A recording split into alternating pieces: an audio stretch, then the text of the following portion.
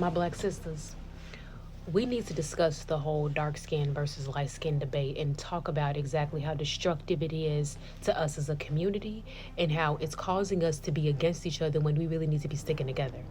Now, listen, I clearly know that I'm a light skinned woman. Clearly. But that does not mean that I think that I am better than any other black woman on this planet. No. Because the darker the skin, the closer you are to Yeshua's complexion. Okay?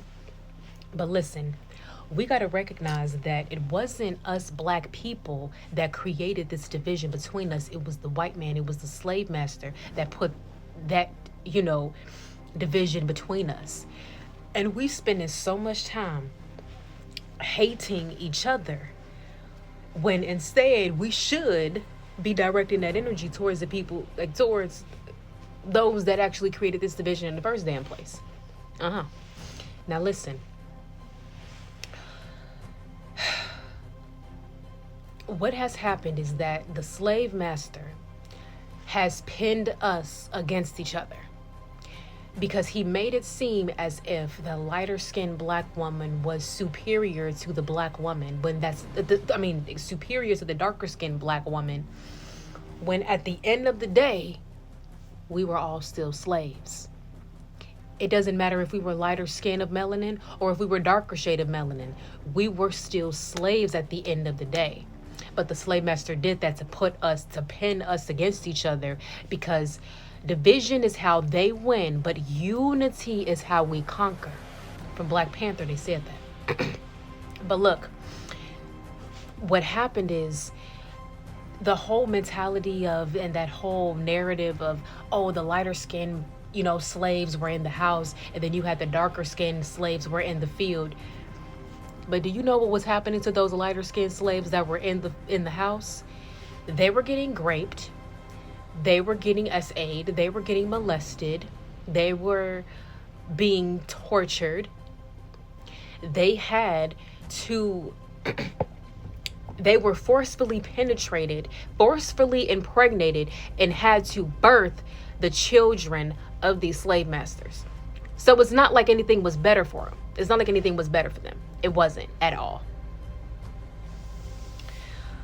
But what they wanted to do was that they wanted to create such division so that we would be against each other and not standing with each other. And this is still, it's been existing to this very day. And this is why we got to break the curse, and we got to recognize for what it is, and recognize we need to not be mad at each other, but we need to be mad at the ancestors of the slave master that did this to us in the first goddamn place. Because look, what happens is how this curse has been perpetuated is the fact that you have the darker shade of melanin black women have such despise for the lighter skinned black women. And it's not all of you. It's really not all of you. But those that feel insecure, those that, feel like they are inferior because they have that mindset in the back of their mind.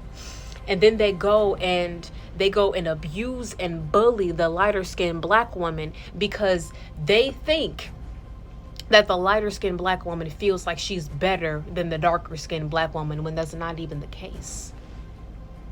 Now, it would be different, and this is not to knock your experience, but it would be different. Like, look back at your experience, okay? And if you are a darker shade black woman, and when you were a black girl, before you became grown, and you were the one that would bully the lighter skinned black girls, and you wondered why, let's test it. Did those girls ever do anything to you? Or did you initiate them? Did you initiate and you started bullying them first? Because it would be different if the lighter skinned black girl started actually discriminating against you, and she was bullying you, and she made it personal, and she was attacking your complexion. Then, baby, you have every right to be mad at her, to be mad at the lighter skinned black girl. You have every right to be mad at her if she came and did it to you first. You have every right to be. However, if the lighter skinned black girl that you were picking on and bullying, if she did not come out of her mouth and say anything discriminatory or derogatory to you first, and all she was doing was living her life, minding her own business, and you went out of your way to hurt her, then that's on you, baby. And you got to hold yourself accountable. Because what was happening, and I really think at a subconscious level, what you were doing is you were like, I'm going to hurt this little light-skinned girl before she can hurt me. I'm going to hurt her before she can hurt me. That's what was happening. Because I guarantee you.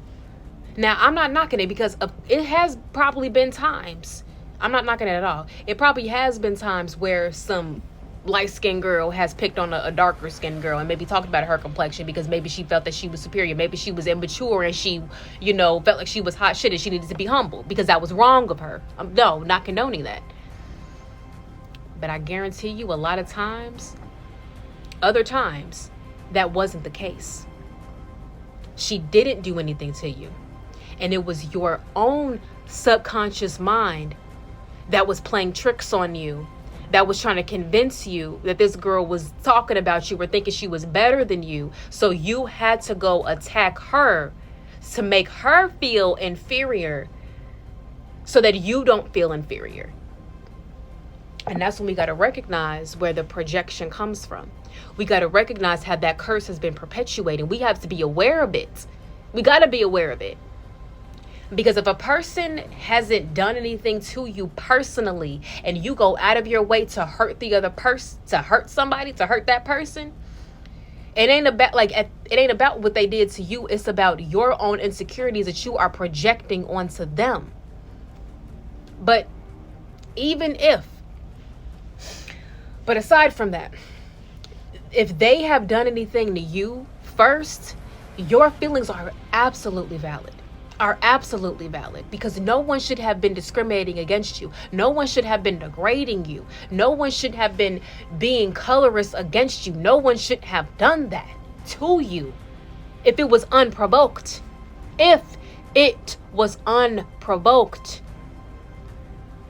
Now, don't confuse the two where if you've gone and said something to her and she came back and matched energy and then you're being colorist. Nah, baby. Sometimes we match energy because it's like, if I wasn't disrespecting you, why are you disrespecting me? Same. If she wasn't disrespecting you, why were you disrespecting her? That's what we got to get to. Because, baby, your feelings are absolutely valid.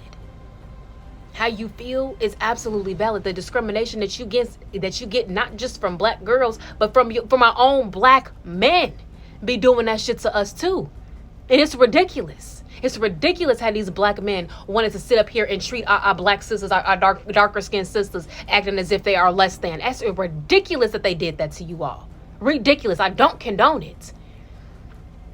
But that's why us as black sisters, us as black women, we have to stand together. We have to be unified because us as women are powerful. Us as women are way more powerful than men. And if our own black men were coming against us and then we were going against each other, that's exactly why the black women weren't as strong. But we breaking this curse, baby. We got to get stronger. We got to be more unified. We have to come together. We have to stop hating on each other. We have to stop being discriminatory against each other. We have to stop abusing each other. We have to stop bullying each other because at the end of the day, baby, we got to stand together. Call me a lamb, call me cringy. I don't give a fuck. I'm speaking facts. Because I don't know about the rest of the other people, but I don't want this curse to continue and to perpetuate because, baby, I am a reincarnated ancestor here in the flesh to break this motherfucking curse that has been, just perpetuating for centuries. I was one of those people that had to go through that shit.